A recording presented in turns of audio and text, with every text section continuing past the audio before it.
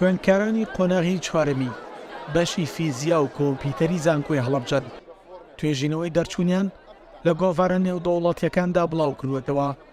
پرۆژەکانیشان لە سێمین فستیڤاڵی زانکۆی هەڵەبجەدا خستە ڕوو. داتاسێتێکە کە ئەتوانین لە داهاتووە بەکاری بێنینەوە بۆ هەڵگرتنەوەی نووسینی کوردی. ئەتوانێت هەر نووسینی کوردی نیە بۆ ژمارەکان و بۆ پیتەکانیش کردومانە. ینی ئێمە شتێکمان کردووە سپاس بۆ خی گەورەکە لە زانکۆی هەڵەبجەین و لێرەن لە کوردستانە نەکراوە تاکە بەشداریکردنی 1500 کەس لەم پرۆسەی ئێمە بۆ دروستکردنی ئەم داتاسێتە و سواز بە خۆداوەش بۆ نەشرکردنی و بۆ بڵاوکردنەوەی بە عالەمە.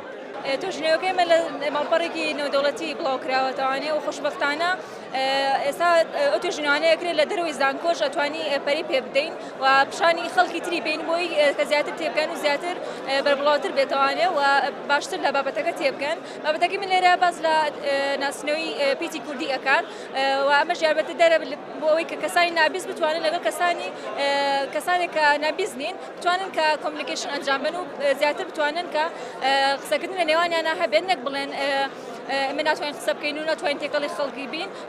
خوێندکاران بە کەمترین تێچوو داهێنانە زانستیەکانیان خستبوویە ڕوو.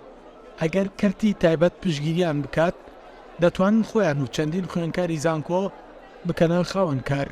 تا ڕادەیەک توانیمانە بگەینەوە ئاستێکە خۆمان هەوڵێک بین بۆ دروستکردنی ئەم پرۆجێکتانی کە لێرە هەن. ئێسێمە بۆ منە هەڵساین بە دروستکردنی موشن سێنسەر کە بۆ کەمکردنەوەی کارەبا بەکارهێنرێت واتە لەبری ئەوەی کە گڵۆبێک 24 کاتژمێریش بکە تەنها لە ڕێگەی حاسێک واتە بەهۆی جوڵێک یا بینینی کەسێک ئینجا بڵۆبەکار.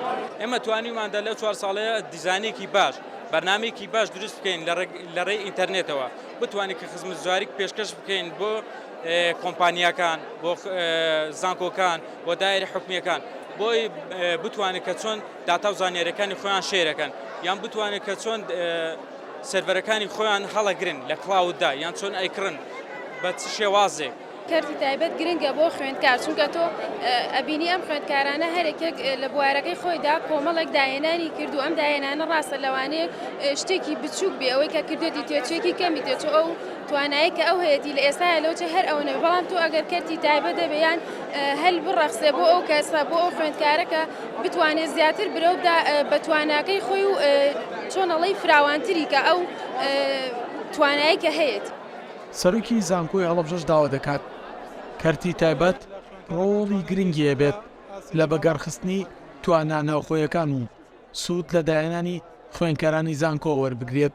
چونکە هەر یەکێک لەو پرۆژانە کە کراون ڕاستە بە بچووکی کراوە بەڵام کە گەورەتر بکرێ لە ڕووی مادی و لە ڕووی ئیکۆنۆمیەوە پارەیەکی زۆر بۆ کۆمپانیاکان نەگەڕێتەوە لەلایەکی تریشەوە دەستی کار بۆ خوێندکارەکانمان فراهەم دەکات دەبێتەوە هۆکارێت کە بەتاڵی کەمتر بێتەوە. لە سێمین فستیڤاڵی ساڵانەی زانستی و هونەری و کولتوری زانکۆی هەڵەبجە جگە لە خستنەڕووی توانە زانستیەکانی خوێندکاران نمایشی جلوبەرێکی کوردی و هەڵپەڕکێ و گۆرانیشی لەخۆ گرتبوو. بەشێکیش لە کۆلێجەکان چالاکی بەشەکانیان لە ژێر دەواری ڕەشدا نمایش کردبوو. هەوڵیانەدا کللتوری ڕەسەنی کوردی و توانای خوێندکاران بناسێنن.